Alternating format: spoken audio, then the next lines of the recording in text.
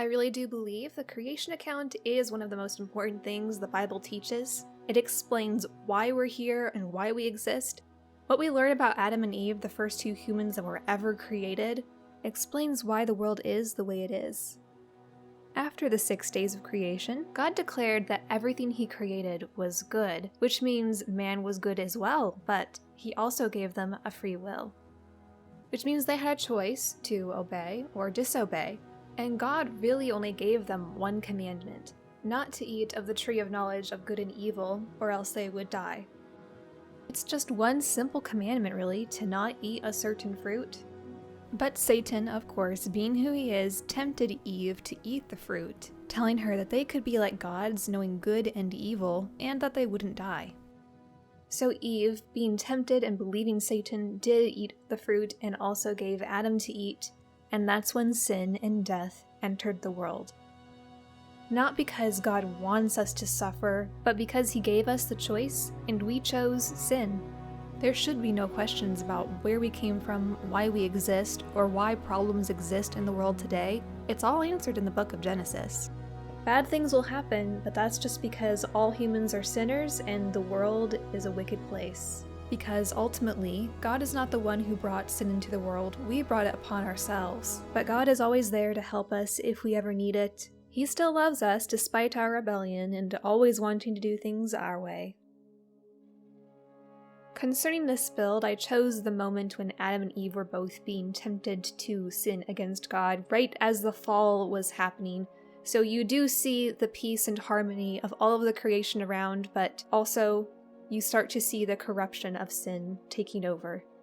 I did have a lot of fun with this build just because it is building an entire garden and I love building plants. It's also been a long time since I've tried to build a full block height tree. My very first attempt ever was very embarrassing. My height limit here is still 256, but I was able to use the spike tool this time to make the branches, and it made the process so much faster and easier. So it was really fun to experiment and figure it out. Now for the leaves on the tree, there's a super simple way you can do this by using the Schematic brush. So I just built a few different assets of various leaf shapes, and then I'm able to paste those randomly around on the branches using a Schematic brush. I can post a link in the description to a very helpful tutorial if you'd like to learn more about the Schematic brush. I used it multiple times throughout this build for the tree, for all of the different things on there, as well as different plants on the ground. It's such a time saver, especially for large plants or large gardens like this. This build wouldn't be complete without a serpent somewhere. Now, I know the Bible talks about how it's part of the curse that the snake goes on its belly, so we don't really know if they had legs before the curse or what they looked like really, but I just went ahead and made a regular snake, and it is wrapped around the tree just so it's in a prominent place in the build so it can be seen. Not that I believed it would have been wrapped up in the tree, but I just thought aesthetically it looked like the best spot for it.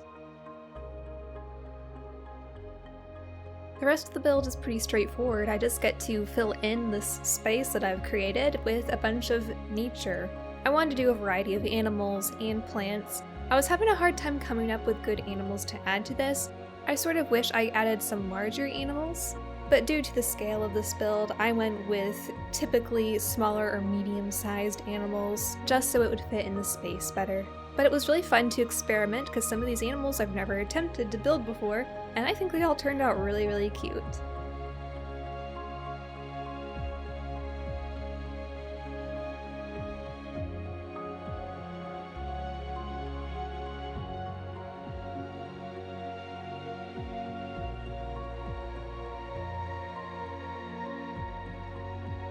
As I said, I do love making plants, and these were a lot of fun to make. My only struggle was trying to think of which plants I wanted to add.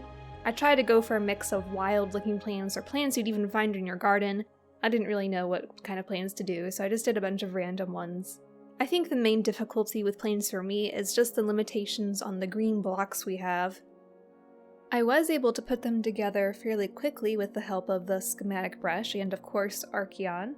It's hard for me to choose a favorite. I think the berry bushes are my favorite new plant I've added. I did reuse the fern that I built for the previous organic series, which oddly enough, I'm pretty sure that's the first time I've ever reused an asset in all of my years of building. Which is kind of funny because I do save most of my assets, but I never reuse them. I do typically like making everything from scratch for every new build. I just don't like the thought of reusing things I've built before, but that fern was too nice to not use again.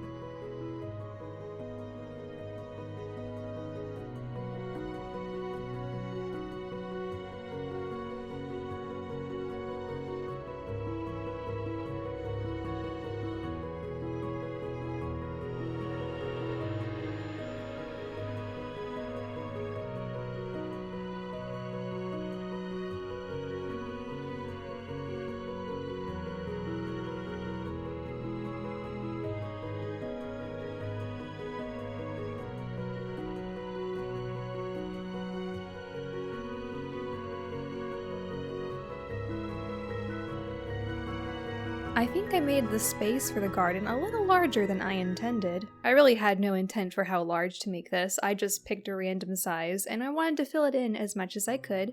It is okay to have some spaces remain emptier, after all that would look more realistic. But it is hard to justify all the empty space when I want to see how many things I can add to a build, but I think I did a good job of balancing it so it doesn't look too overcrowded. I was working on this build off and on for a few months. I didn't calculate the exact time it took me, but it was very enjoyable to work on, and I hope you all enjoyed it as well. I look forward to seeing you in the next video, whenever that may be.